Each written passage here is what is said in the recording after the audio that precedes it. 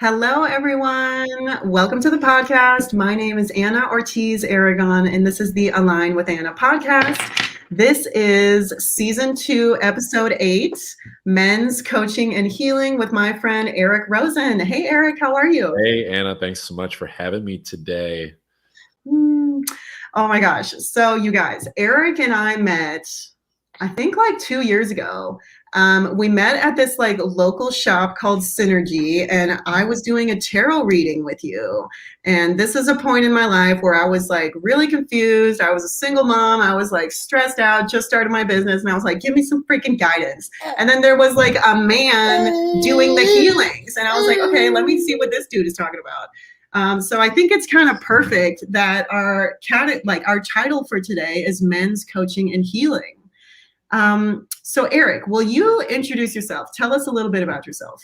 Yeah, absolutely. So, yeah, I'm Eric Rosen, and I am a men's coach. I use a few different tools to support men. I use astrology, I use breath work, I use coaching and mentoring techniques, basically just take them wherever it is that they want to go. But I basically just got to this path by doing some really deep inner work on myself. I started walking a spiritual path sometime after I left the corporate world in 2016. And so it's actually right around the time that you and I met, Anna, that I was getting really deep down that rabbit hole, really deep with Alice down that rabbit hole. And so it was kind of, that spiritual journey of like finding out a lot about myself, which is always an ongoing process. But then, learning a lot of wisdom, spiritual wisdom, but within myself, and rehashing my own experiences of how I became the person that I became and how I wanted to adjust and change those things. And so just excited to be able to, deliver that wisdom to men that want to come forward and do some deep work and shoot higher in life. Definitely, dude. Okay, so as a mother of 2 boys, I'm also a former teacher. I used to work in juvenile detention, lots of alternative schools. All of my students were boys. So this hits home to me so hard, and there's a really wonderful documentary called The Mask You Live In, all about like the men experience, yes, women have been, suppressed forever, but like men also have a completely different experience as well. So can you tell us like the importance and significance of this work? Yeah, I mean, first of all, for any guy or woman that hasn't watched that, I highly recommend that documentary because that was just mind blowing. And I'm so glad that you brought that up because that's really the crux of a lot of like my own experience and why I do what I do with men as clients, is because shame gets created when we're human beings. Like, we're going to experience a range of emotions, but in our society, as this documentary shows, and it's true, that there's quite a wide range of emotions that are not acceptable, not socially or politically acceptable for men to show. And so when they experience these emotions or they experience a sense of failure, they kind of hide. They don't really talk about it. They feel like that they're supposed to be strong, that they're supposed to, always feel worthy and not feel weakness and things like that. And somehow that it means that they're broken if they're feeling these things. And so a lot of this can create this toxic effect of where men are searching, and I was this, and I'm still, detoxing the remainder of it, of wanting external validation, external achievement. I'll go out and I'll celebrate my wins and I'll make this much money or I'll have this career, which is great. Don't get me wrong. But that conversation that they're having isn't even so much spoken because it just kind of unfolds. It's just the natural, rhythm that happens. Like, oh, I feel like I'm not enough because of this. Let me go out and do more manly things to like prove my manhood. And so this has created a gap between, I would say, financial prosperity and emotional prosperity of the cup actually being full. So I think if we can get men back to a place of congruence of where they're going out and achieving things from a place of passion and not from a place of lack, I think that's going to create obviously more fulfillment, more appreciation for the financial reward. It's going to create better congruent relationships with their children, with their spouses, their girlfriends, because Yeah. they're feeling fulfilled. And so when your cup is full, you just have more to give those around you. Typically, if a man is not feeling emotionally fulfilled in his career pursuits and he's just going out and making money for the sense of security, then there's a lot of times a disconnect in the partnerships because he's giving from a place of physicality, but he's not able to on a more like passionate, intimate, emotional level. Totally. Oh my gosh, so many things to unpack there. One thing I wanted to go back to is like, Eric, tell us a little bit about your childhood. Like, are you an only child? Do you have any brothers? Like, what was your early like man experience like? Yeah, I did grow up with a brother who was about a year and a half younger than me. Okay. And I would say the bane of those childhood traumas that occur that teaches you that something's wrong was probably around the fourth grade. It was a bully. It was a kid who was making like really just very tenacious, just deep cutting remarks about my appearance, my body, how I express myself. And the irony of all of this is what I realized down the road was all these, bullies that I resented because I was, this small kid and easy to pick on growing up. And, you're not a man if you're not big or strong or whatever. These kids were having the same issue that I was having at home where dad was actually not emotionally available and not very supportive and put a lot of just fatherly pressure. Yep. And so in essence, the dad is bullying the son, and then the sons come to school and bully each other. It's just I was the smaller kid. Oh my God. So in a weird way, these guys, while we weren't friends, I'm actually wow, we're actually cut from the same cloth. It's just we all were carrying that shame that we didn't know how to speak about as kids, that our dads were just metaphorically putting us up against a wall. So, that's a deeper reason too why I do this work is this is going to have to be a generational change of what we teach our kids. I realized the other day that, if I'm not being congruent and intentional with what I'm teaching my son, I'm going to inadvertently, unconsciously teach him what my dad taught me. And it's just going to be perpetuating down the line. Oh, the generational curses, right? What do you think runs in the male bloodline? Like what specific fears or emotions are tied to the male experience, regardless of what ancestry you came from, right? Yeah, there's a lot there. To be honest, and this is maybe a little bit tangential, but the one that's coming up right now that me and my partner have been discussing is how women are naturally meant to be kind of, outgoing and expressive and speak their truth and have, a little bit of a wild side. And I mean wild in the sense of expressing their creativity, dance, just kind of like frolicking kind of energy, and I guess what happened at some point was this wild energy that women had, men got concerned with it and thought that that means that she's going to, practice infidelity, that she's not going to be faithful because she's going to go out and express all this energy. And it's no, I have to be the protector. I have to keep her safe. And so start suppressing her creativity, women speaking their voice and things like that. And so that one has been coming up. But what it stems back to relate this back to your question even better is male insecurity, because when a man feels secure in himself, he doesn't really have those subconscious fears and concerns do that because he feels so secure in himself. He's not going to, one, feel a reason for her to even do that, and two, the security of knowing that it's well, I'm a powerful being, and so if she's going to do that, then it's just not in alignment anyway. So I think those insecurities go back to the same thing that we're saying is where did this start? It probably started way before, American times, right? Of like where the guy that couldn't, wield the sword or whatever, was like treated like a bitch, quite frankly. I don't Mhm. know why this movie comes up, but the movie Year One, it has Jack Black in Year one. Oh my it. God. It reminds me of that movie a little bit. Oh my God. It's so I think it ridiculous. goes back that far. Literally. Oh my God. Yeah. I just watched that with my husband like a while ago, and I was like, oh, it's so interesting. So, like, what's coming up for me right now is like the Garden of Eden, like the story of the Garden of Eden, and how the woman was like the scandalous one who disobeyed and ate the fruit and Yeah. ran around naked or like whatever.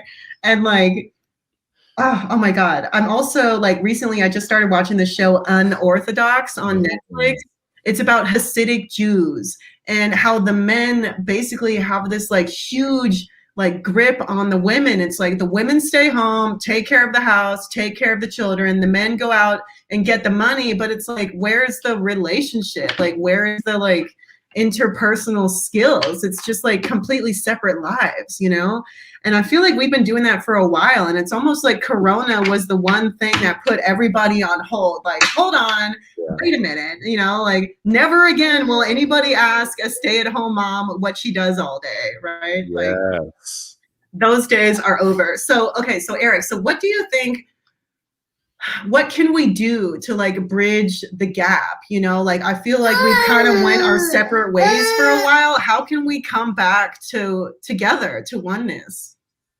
In terms of like men and women coming back together. Yeah. Yeah, it's definitely like a same team approach, right? Because I mean, when you think about it, like this has been my experience is that when you enter into a conscious partnership with someone, or at least you change the intention of the relationship to being a conscious one for growth and not just for comfort, that's whenever you're kind of able to like make that journey more back to the self and bring in the spiritual component of things. Because I would say that, a conscious man, conscious woman coming together is the closest that you can get in physical reality to God, essentially, to divination. So when you make that intention to say, hey, we're going to go deep, we're going to do the healing work, we're going to face our triggers, instead of avoiding them, we're going to support each other's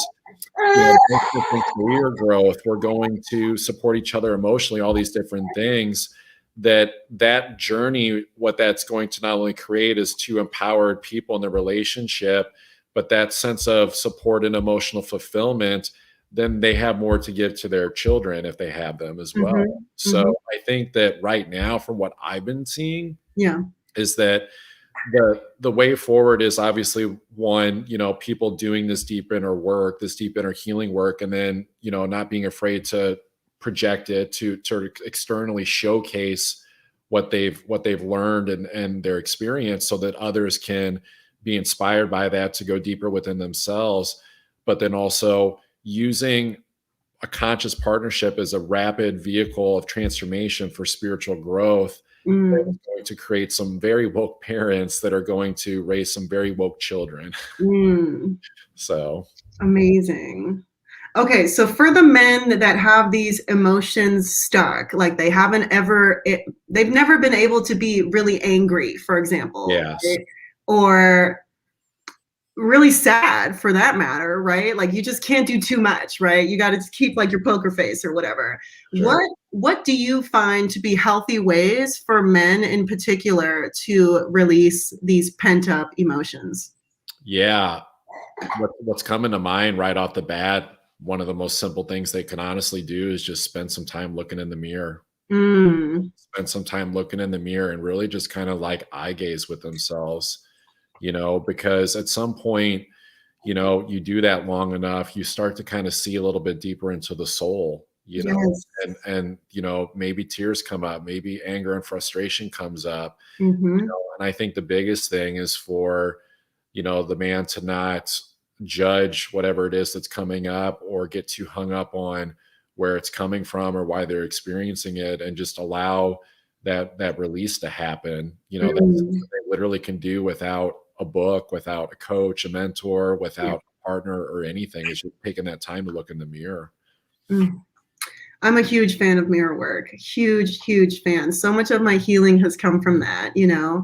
And I think it's interesting because it's like you're facing the ego, right? Like the ego is a huge part of this. And it's not like we're ever supposed to like kill the ego or like remove it, because at one point it served us. Like back in like dinosaur caveland world, it like kept us safe and it kept us alive. However, we do not have the same threats today that we used to. So we really need to have like a different relationship with our like protective ego. Oh my God. Yeah. So just that face work. Oh, so good. So and good. I think that, you know, like authentic ego is like healthy, and authentic ego is probably what we had probably up until age 6 when all the conditioning started happening. And so, you know, usually ego gets that bad context because there's defensive layers of ego that we stacked on top going throughout the years to survive, you know, because our central nervous systems, our minds were detecting these social threats from others and rejection the same way that they did in dinosaur times, right? Yes. So, and because we're not being taught how to handle our emotions, how to not be emotionally aware, that's what we do, form those kind of like psychic defenses that form these layers of ego. Whereas if we were taught how to handle ourselves emotionally, we could understand that the grief, sadness, rejection, whatever it is that we feel is just meant to be handled on the spot, and that it's not going to kill us, you know? Yeah, you're not going to die. Like possible, right? Because otherwise it gets like so deeply embedded in the body, and the issues are in the tissues, as they say, you know. And then I've got to take people through, you know, 10 breathwork sessions for something that happened 25 years ago, you know. But that's literally become normal. It was normal for me. And so it's like, where can we get to a place where like we don't have to go back and do all this like rework? Exactly. Start with compassion and creativity with kids at an early age. You know, something I'm really passionate about. You know, it's like, how can we raise kids in a truly compassionate environment where they don't feel shamed and they don't have they can express themselves authentically and creatively. Yes. And for the adults, you know, it's like, you know, who wants to rehabilitate from that shame and feeling wrong, like they did something wrong in life, or that they're limited, or that they have to stay stuck for a certain way, right? Because like when these things happen, you know, to us, and these traumas, and we take it on, we take on shame, which is going to keep us stuck. It's like, how many times have you talked to someone where you can see so clearly what it is they want to do or where they need to go, but they're like making excuses? They're like, yeah, but you know, this person, or yeah, but I need to do this. Like it's a fear of moving forward. It is. So it will paralyze you, right? Yeah, like absolutely. I love what you said about, you know, like dealing and handling and like moving things as they come up, right? Like if you're embarrassed, like humiliation and embarrassment is like a big one for everybody, but I think also for men, you know what I mean? And it's like, shit, if we were able to just be in the moment, like allow yourself to feel the shame, to feel like you want to go hide under a rock and like just run away and just stand there and just like breathe it out and just like wait for people to stop laughing or wait for that person to realize that it's not landing the way they wanted it to. Yeah. You have control in that moment. Like you wouldn't have to go backwards and do soul retrievals and freaking past life, blah, blah, blah. Like it would be like, I do it in my face. I do it right now. Like, and that's imagine a world like that, you know? To me, that's the real pound in the chest warrior work right there, because in those moments, like it feels like you're dying. It feels like dying would be better. Like it does feel good, like facing this stuff like before or after the fact. But that's the funny thing, is there's all this posturing of what it means to be like a man and a warrior, and it's like, no, it's like the battle front is between the heart and the soul now. You know, it's the heart and the mind. The heart and the soul. Oh my God, so good. Okay, Eric, these came into my mind. So if you could reparent yourself and tell little Eric what you wish little Eric needed to know the whole time from your dad, what would you tell yourself? I would definitely tell him that it's okay to peek over the fence. What that means to me is that I think what was kind of instilled was a little bit of like social fear, you know, like social fear of others, that you couldn't trust other people. I mean, there were all kinds of things. There was, racism present. There was political bias, just a lot of different projections of like insecurities that other people were somehow the problem, and that he was self-righteous. And I get it, like, it stemmed from his father, and I'm sure his father before that. So it's not like blaming, but I think for me, as someone who desires to express himself in a rambunctious way, if I'm being honest, in front of other people, it would be to peek over the fence and just like connect with people as much as possible and socialize, because they created a lot of social aloofness for me over the years, where I've had to still go in and, just like release a lot of that and release a lot of like stories of like inadequacy, that it's not okay to just like show up as I am and not have to overthink it, because a lot of times guys are in the mind too, right? And I was, where it's like we're thinking about what we need to do to be attractive or accepted or to make the funny joke or whatever it is, and so it's like getting out of the mind and just being like, this is me, and then congruent with that, if someone does reject you, you're so empowered in your authenticity, you're like, they're not rejecting me, they're rejecting themselves because I'm making them uncomfortable. So yeah, like playing small, like, hey, it's okay to take up space. It's okay to ask questions, to wander, like wanderlust. To be curious, right?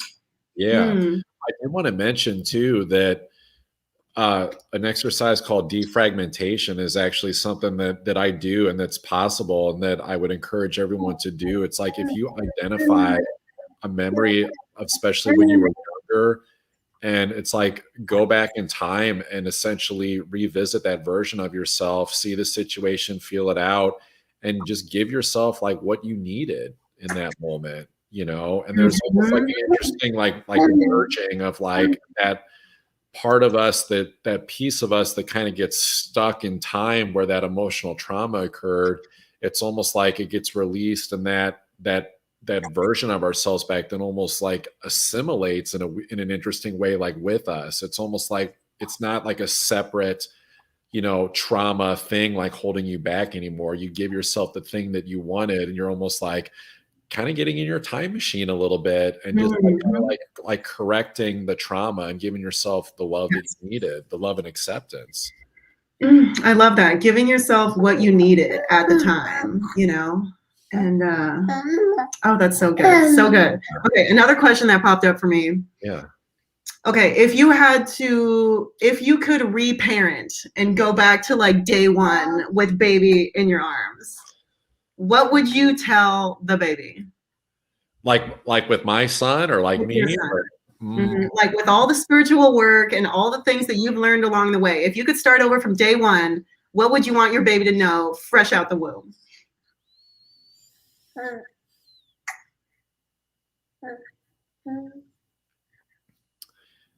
I can't make things up I just have to hit hard and hit honest. I would tell him that his mom not being in his life doesn't say anything about his value.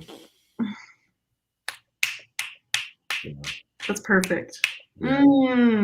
It took me a minute to get that out, because I'm not trying to like cry on the podcast, but I almost did. It's okay, dude. We have had people come here. Damn, that's amazing. Yeah. So good. Yeah, a lot of kids will turn that inside. Like, what did I do? Why wasn't I enough? Like, what's wrong? Like, and it's not you. It's not you. Like, It's not you. Oh So, my God. So beautiful, Eric. yeah, Oh, thank you for sharing that. of course. Okay, so for the conscious parents that are listening right now and have the kids now, what do you think is really important to support them, to support the parent in particular right now? It's compassion. It's straight up compassion, right? I think COVID brought up so much just parental shame for people trying to balance it all and feeling like they were failures because they couldn't do it. And then if they couldn't do it and they lost their cool or got frustrated and then exploded on the kid or Yeah. just however it came about, then they feel even more shame because of what, how they acted towards their child. Yep. So I think it's compassion. It's going back to this essence that of course, like, we want to improve, as human beings and grow, but feeling ashamed is just going to create punishment that we attract into our lives. And then we're never able to grow. We're just pinned down. And so I think that it's only like through compassion that we actually feel safe to understand the treasure and get the lesson from where it felt like a failure when in fact it was just an experience and a lesson. I think it's important for parents to know too that it's like we're at the butt end of many, many, many, many generations of failed parenting. Right. So we're trying to like do a U-turn on the Titanic a little bit. You know what I mean? So it's like we're trying to miss that iceberg. So it's just one of those things where if we can just bring that compassion, then we just move through it so much faster. It's been the number one tool for me as a parent, because everybody loses when people feel ashamed. So true. Shame is like one of those deepest motherfuckers. Like, shame, dude. Oh, so good. Yes. One thing that my husband always says is grace, and like in San Francisco, we have Grace Cathedral. So like I went there, I was confirmed there, and I would hear grace all the time in the Bible, at school, whatever, or like, church. I was like, I don't understand. Like, I don't understand. And like now as I get older, like grace, compassion, it's just like mercy also, why are we these like we're clinging on to be like the strongest, biggest, baddest, like top of the food chain. Like, relax. It doesn't have to be like that, take it easy. That's not going to solve anything right now. That's how we got here. I don't know if people, I wish I could just let people know. It's like, I swear almost 80%, if not more, of the issue is just a judgment issue. That compassion, that grace, that mercy. Like there's literally nothing to conquer except the person that wants to like still conquer. Like there's nothing, there's so many problems that stem from this place. Like, and we want to go out and be like, well, we got to like fix and address all these societal issues. And it's like, if we could come back to that core essence of getting out of this duality of right and wrong, like by midnight, but you have just shame, you have social programming, you have religions, a lot of times, right? Like, and there's beauty in them. There's beauty in anything that can give someone a connection with God. But I just truly feel that the connection with God just isn't fully there. It gets severed whenever like anything that's still creating a propagation of like right and wrong, good and bad, because someone always has to lose. It's division. Winners and losers. That doesn't make sense to me. The other, right? Division. Like that's how racism happens. That's how red versus blue. That's how immigrants versus whatever. Like that's how all of it happens, is like the separation. And like, hey, we're all one, and let's start acting like it. Like, yes, Age of Aquarius, right? Age of Aquarius. Oh my God, I love it. Okay, so Eric, so now I would love it as we start wrapping up. Can you tell us, first of all, what your services are. Like, how do you help men? And then where to reach you. So I have this banner here, but you go ahead and tell us as well. Yeah, absolutely. So I like to give longer term coaching packages to men, like 3 or 6 month, dive in deep.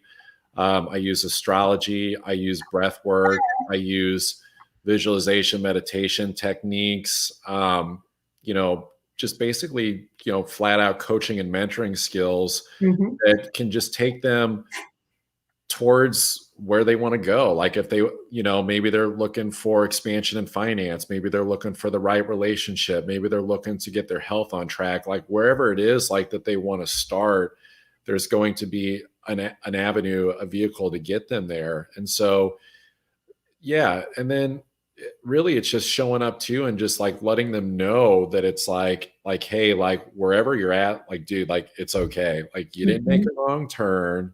This isn't wrong, because a lot of times we measure our success based on that external validation of where the relationship's at, the finance, the home situation, all these different things.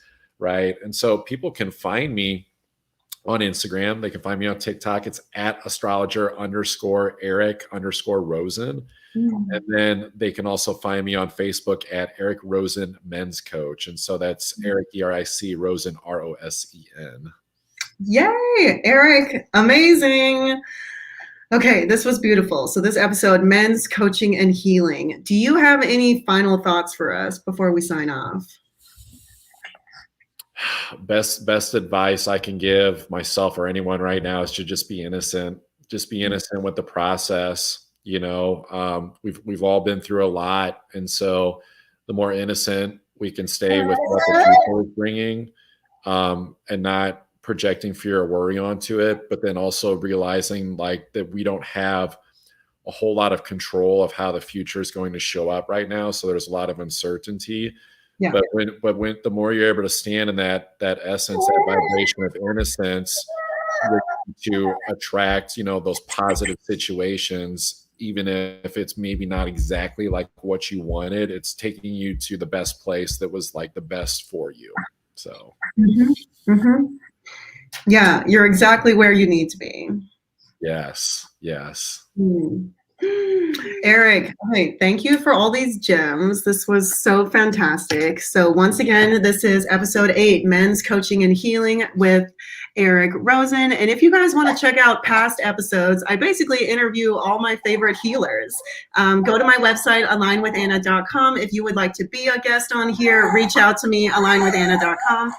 And thank you so much, Eric. This was an honor to have you. I'm so excited. This is really powerful work. And thank you for what you do. Thank you so much, Anna. It's been a blast. Take care. Yay. Bye.